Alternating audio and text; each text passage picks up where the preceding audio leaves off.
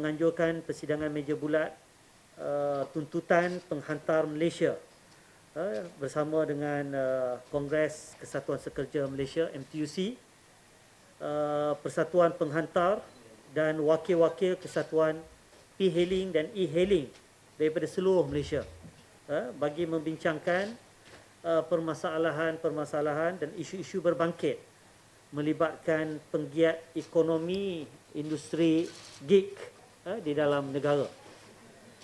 Pelbagai keluhan, luahan, harapan dan isu-isu telah diperhalusi dan diperbincangkan di dalam sesi libat urus ini, dan Pemuda UMNO telah mendengar sendiri keluhan daripada wakil-wakil rider yang hadir memberikan pandangan daripada rakan-rakan mereka. Kerana mereka ini wakil-wakil daripada kesatuan-kesatuan yang ramai di peringkat akar umbi. Hari ini dianggarkan sudah mencecah 700,000 pekerja-pekerja dalam industri e-hailing dan p-hailing. Angka ini meningkat mendadak terutamanya semenjak kita berhadapan dengan pandemik ini. Ramai yang dibuang kerja, ramai yang telah hilang punca pendapatan daripada pekerja tetap, ada yang daripada pekerja bank, ada yang bekerja swasta, ada yang bekerja sebagai mereka yang dulunya kategori M40, bahkan ada yang T20 pun hari ini menjadi sebahagian daripada pekerja-pekerja gig ekonomi.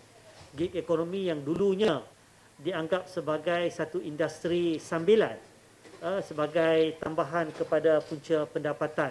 Sebab itulah dia tidak bersifat terikat. Tetapi hari ini dia sudah pun berubah. Landscape ekonomi yang berubah kerana pandemik seluruh dunia telah menyebabkan apa yang berlaku ialah pekerja-pekerja pun memfokuskan terlibat dalam industri ini secara tetap. Mereka bukan lagi menjadi satu bidang tambahan ataupun pendapatan tambahan. Daripada perbincangan-perbincangan ini selama hampir 1.5 jam tadi, 5 resolusi persidangan meja bulat tuntutan hak penghantar Malaysia dikemukakan dan dipersetujui seperti mana berikut.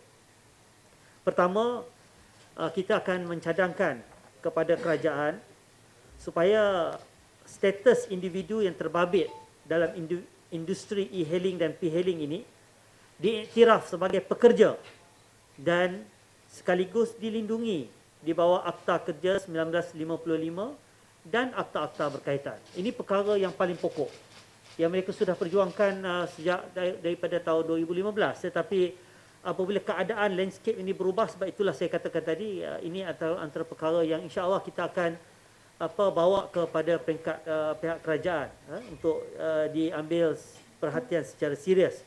Kerana daripada status sebagai pekerja inilah sebenarnya dia membawa kepada pelbagai isu-isu lain.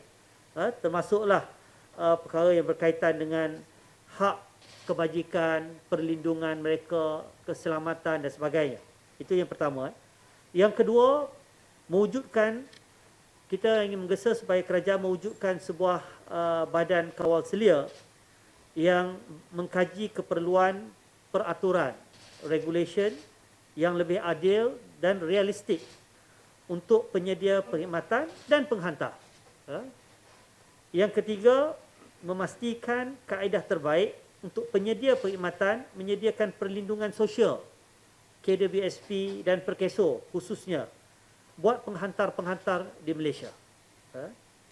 Yang keempat, mencadangkan kerajaan agar dapat memberikan perhatian khusus dan menyediakan bantuan khas kepada penghantar-penghantar di dalam bajet 2022 nanti. Ini termasuklah kalau dulu kita ucap terima kasih kepada kerajaan. Dulu kita ada bantuan khas RM500 kepada pemandu e-hailing. Tetapi hakikatnya yang ramai sebenarnya p-hailing. Penghantar yang merupakan rider-rider dalam pelbagai syarikat-syarikat. Jadi ini juga harus dia berikan keutamaan. Mereka tak minta banyak, mereka minta perhatian khas. InsyaAllah di peringkat Pergerakan Pemuda UMNO Malaysia kita akan membawa perkara ini kepada Kementerian Kewangan dalam masa terdekat. Ya.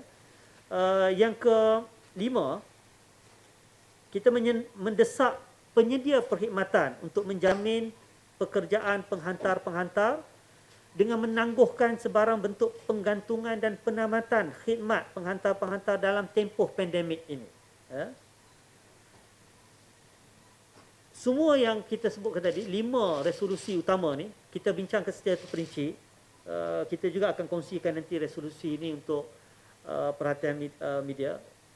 Tetapi yang kita juga buat keputusan tadi untuk menubuhkan satu jawatan kuasa khas di bawah Sekretariat Hal Ehwal Pekerja Pergerakan Pemuda UMNO Malaysia dengan kerjasama MTUC dan semua kesatuan-kesatuan P-hailing dan E-hailing seluruh Malaysia bagi membawa satu suara untuk kita mengangkat isu-isu yang menyentuh soal kebajikan, keselamatan dan keadilan kepada pekerja-pekerja, terutamanya yang terlibat dalam industri gig ini di kalangan e-hailing dan P-hailing. Jadi kita banyak kesatuan-kesatuan ini, kesatuan-kesatuan ini. Dan kita ada wakil-wakil tadi hampir 50 orang yang hadir dalam persidangan meja bulat ini. Dan kita bersetuju supaya perkara ini kita dapat menyuarakan dalam satu suara yang sepadu untuk kita mengangkat suara hati dan juga denyut nadi mereka kepada kerajaan. Dan insya-Allah kita akan ada pelan tindakan kita untuk kita bertemu dengan pihak kementerian-kementerian yang terbabit, termasuklah Kementerian Sumber Manusia, Kementerian Pengangkutan, Kementerian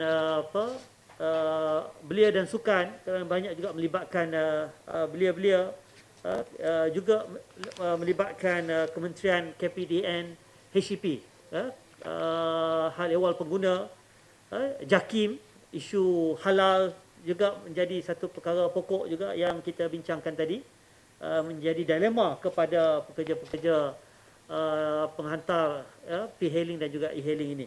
Jadi ini antara perkara yang menjadi ketetapan kita bersama tadi, dan mudah-mudahan selepas ini mendapat perhatian yang lebih serius daripada kerajaan lah. Kita akan juga mengadakan pertemuan dengan pihak-pihak menteri yang terbabit, dan mudah-mudahan kita juga akan mengangkat perkara ini sehingga ke peringkat Yang Amat Berhormat Perdana Menteri.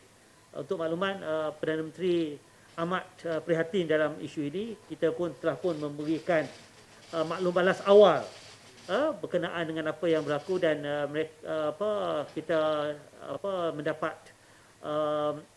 isyarat yang jelas daripada kerajaan supaya pemuda UMNO dapat menjadi jambatan supaya suara-suara mereka yang sebenarnya mereka telah berjuang ni sejak 2015.